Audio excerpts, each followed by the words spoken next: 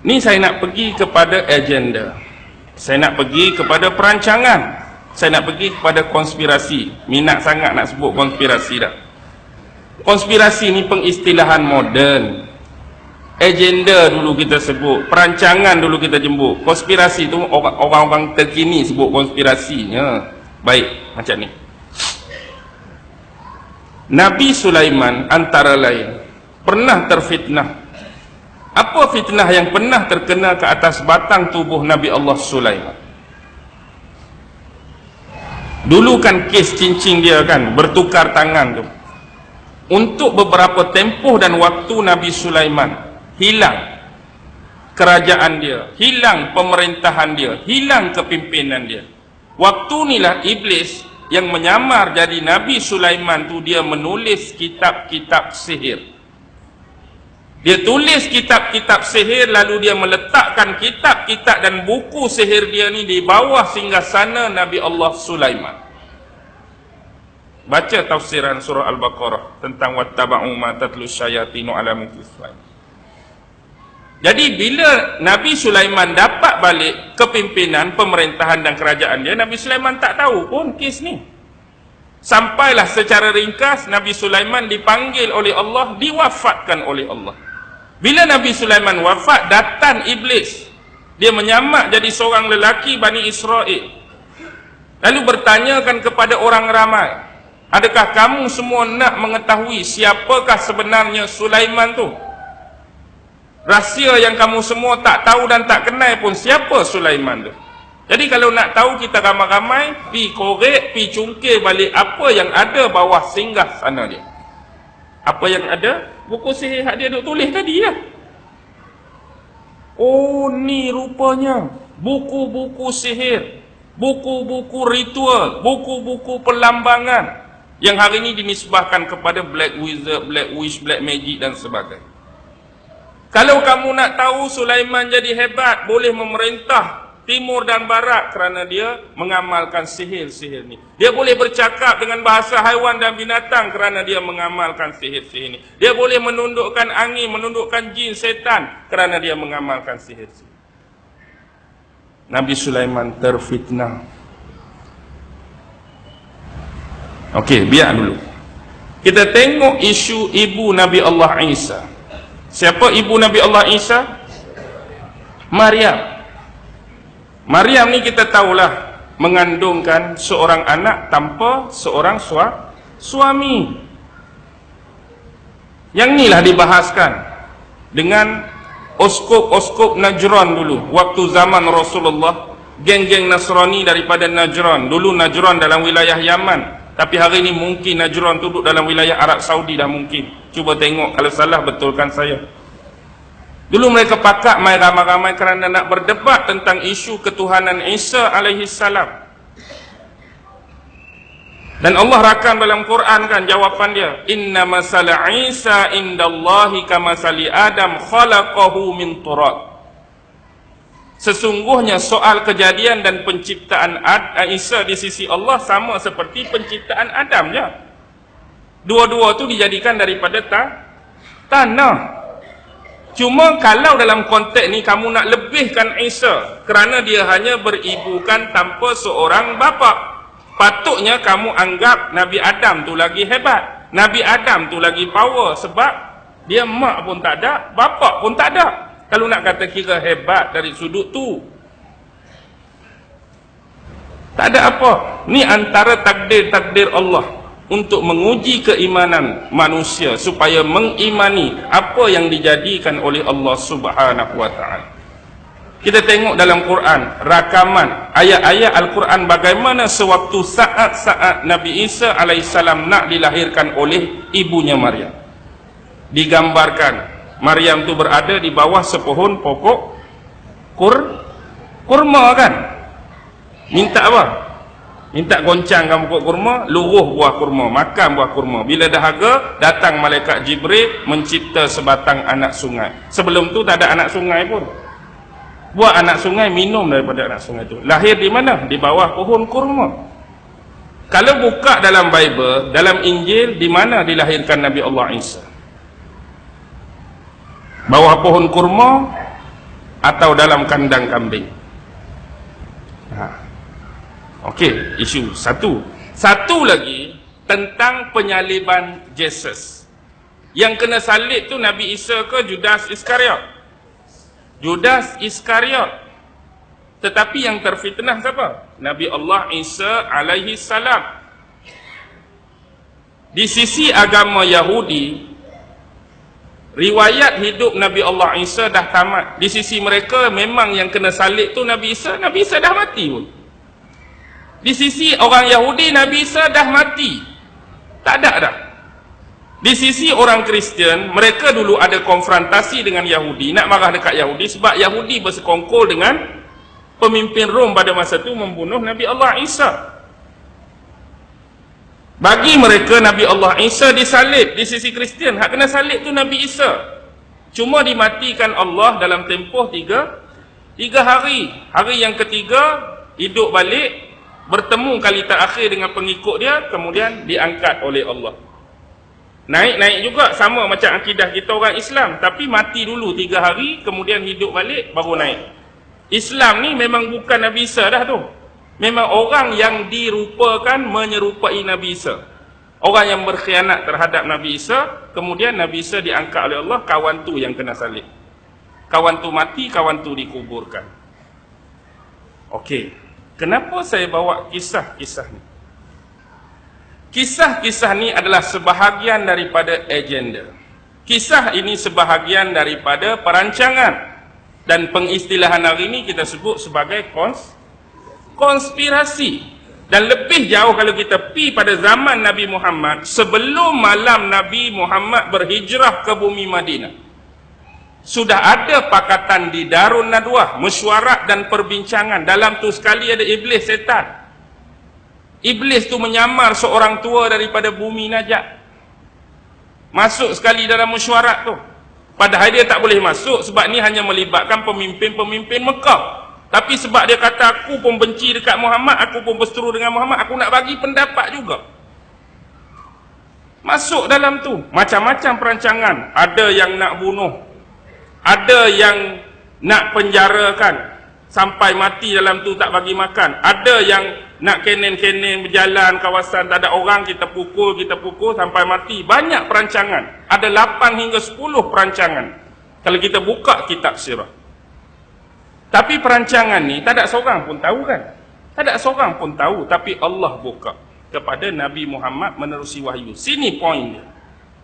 Kita hari ini umat akhir zaman bernasib baik dengan ayat-ayat Al-Quran yang diturunkan oleh Allah atas sifat pemecahan terhadap agenda, perancangan dan konspirasi-konspirasi tadi. Nasib baik apa? Nasib baik Allah tolong buka kisah sebenar pada kita. Kalau hari ini Allah tak buka kisah sebenar menerusi ayat-ayat Al-Quran, mungkin mulut kita juga memfitnah benda yang sama terhadap Nabi Sulaiman. Kalau Allah tak buka cerita ni, biar orang cari sendiri. Aku nak tengok macam mana mereka cari. Mungkin juga kita memfitnah Nabi Isa dilahirkan di kandang kambing. Dan mungkin lebih jauh, kita memfitnah Nabi Isa yang disalib kalau Allah tak buka. Why? Faham secara mudah macam ni. Bila Allah tak buka, kita nak tahu juga tentang Nabi Isa. Dan bila nak tahu tentang Nabi Isa, agak-agak yang paling utama, the first yang kita nak tanya, bangsa mana? Aku ni nak tahu pasal Nabi Isa, betul ke kisah dia macam mana ni? Kita nak tanya siapa? Nak tanya orang Melayu hak sama macam kita ke? Nak tanya orang Thailand jiran kita ke? Nak tanya orang Singapura ke? Nak tanya orang Afrika ke? Nak tanya orang Eropah ke? Nak tanya spesies Bani Israel yang macam Nabi Isa? Nak tanya hak mana? Nak tanya hak mana? Tanya Bani Israel lah, takkan nak tanya orang Melayu macam kita. Pakcik tahu tak Nabi Isa macam mana? Aku memang Jadi baru nak cakap tentang Bani Israel, dah keluar Israeliat. Pemanaan paling panjang untuk bincang bab ni. Jadi kalau tanya mereka akan jawab apa? Hak kena salib tu siapa? Nabi Isa. Kita pun, baru aku tahu kisah sebenar. Hak kena salib tu, aku dah pi naik kapal terbang, berhenti, Tanya geng-geng Bani Israel, kayak orang-orang Melayu di Malaysia yang kena salib tu sememangnya Nabi Isa. Tengok. Dah terfitnah. Ni maksud saya kalau Allah tak buka ni. Nasib baik Allah buka. Tapi ingat, bila kita berhadapan dengan ancaman-ancaman dan konspirasi akhir zaman yang lebih besar, kelemahan kita, Nabi dan Rasul sudah tamat. Ada lagi tak apa ni Nabi dan Rasul? Tak ada dah. Dan Nabi Muhammad tidak akan dibangkitkan oleh Allah buat kali kedua sebelum kiamat untuk cerita kat kita sebelum ni hak betul, sebelum ni hak ni dekat-dekat betul, sebelum ni hak ni salah langsung.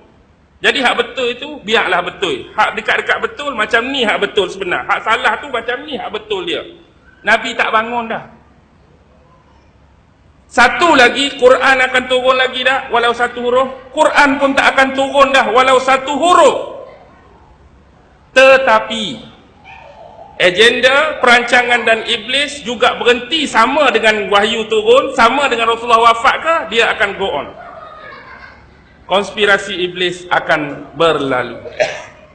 Akan go on, dia tak berhenti. Tapi hak dulu Allah tolong buka, hak sekarang dah dia go on, mesti dia buat agenda. Dah go on, mesti dia berkonspirasi. Dah go on, mesti dia berperancangan. Tapi kita tak ada panduan. Hak ni kita kena sendiri cari.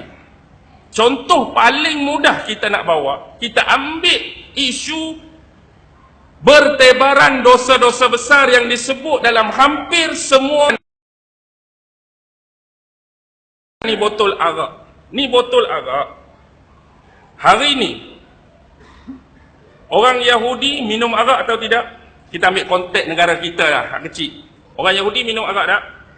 Orang beragama Kristian minum arak tak? Orang beragama Hindu ada minum arak tak? Orang beragama Buddha minum arak, beragama Sikh minum arak, orang beragama Islam tak ada kot. Ke ada? Ada ke tak ada? Orang beragama Islam minum arak? Tak payah nafi, ada. Baik. Secara jujur, tengok secara jujur. Kalau kita pi seorang-seorang beratok 6 orang. Secara jujurlah kami nak tanya, dalam agama Yahudi ada tak ajaran supaya pemeluk, penganut dia minum arak? Agak-agak apa jawapan dia? Tak ada. Adakah minum arak ni halal atau haram di sisi agama kamu?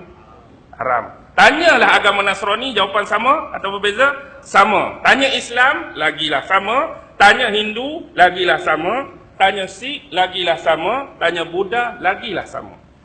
Kalau kita ambil persepsi, agama ni adalah untuk membentuk peribadi dan akhlak mana-mana pemeluk dan penganut dalam ajaran masing-masing.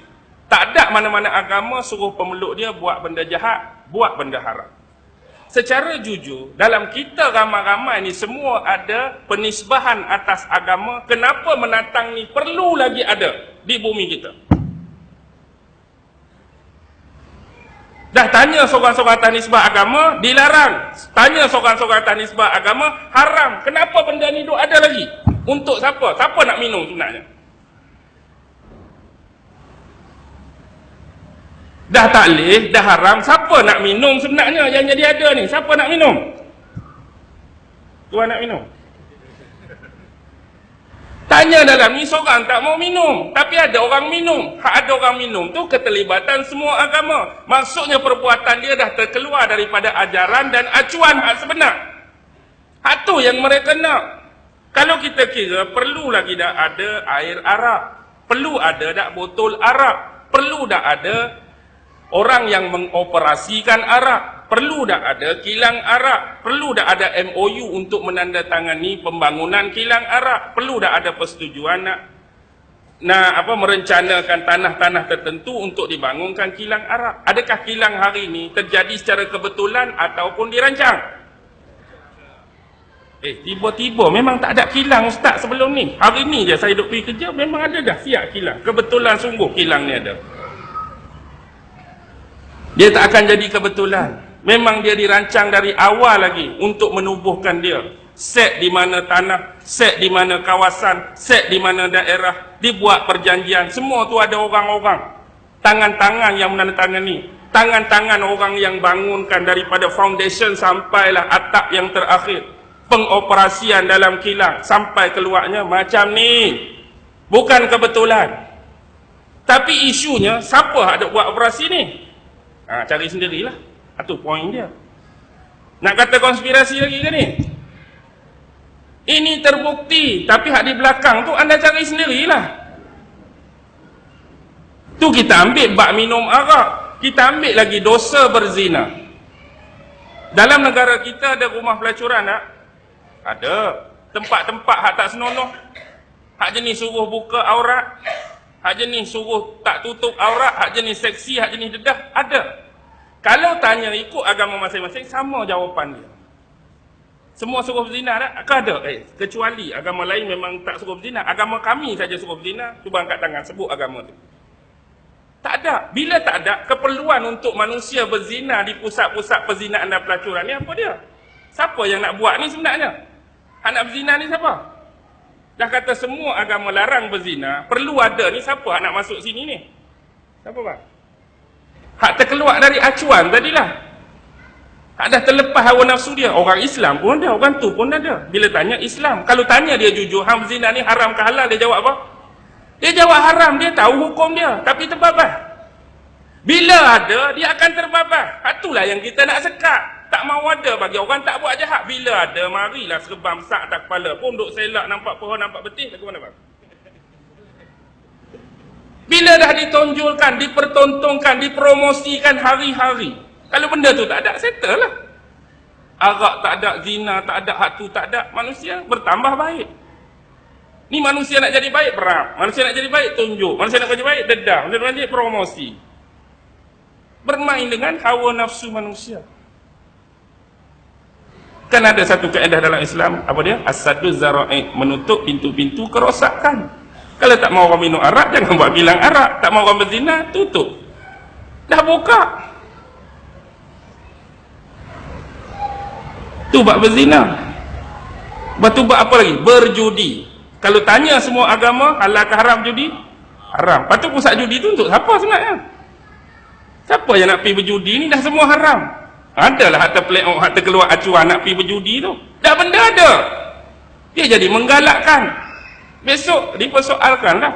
Atas sampai jadi pembinaan sains nature dia sampai ke orang berjudi, orang bercerai-berai kerana judi, orang lingkup kerana judi, orang tendang anak kerana judi.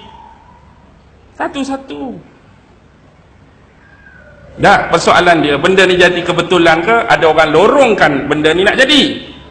Ada lorongan-lorongan, tangan-tangan tersembunyi. Nak tahu siapa? Cari sendirilah.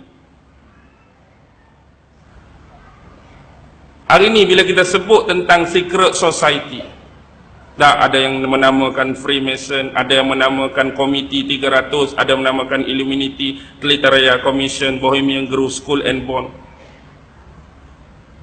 Maksudnya, nama-nama yang saya sebut ni terbukti wujud atau terbukti tak wujud? Terbukti wujud ke tak wujud? Macam tak berani ya? Semua tu wujud. Dalil. Carilah ayat Quran ada sebut tak pasal Freemason? Mana ada? Itulah kadang-kadang orang ni, mana dalil? Illuminati dalam hadis, mana nak ada? Komiti 300 dalam ayat Quran, mana nak ada? School and Bond dalam hadis, mana nak ada? Tapi anda nak tolak kewujudan dia, boleh ke tak? Boleh ke tak nak tolak? Dah memang terbukti dia ada, nak tolak lagi? Bangunan ada, lodge ada, tempat tu ada, tempat ni nak tolak apa lagi? Persoalan dia hari ni meniti sama ada dia baik atau dia jahat, dia betul atau dia salah. Nak tahu, anda kajilah.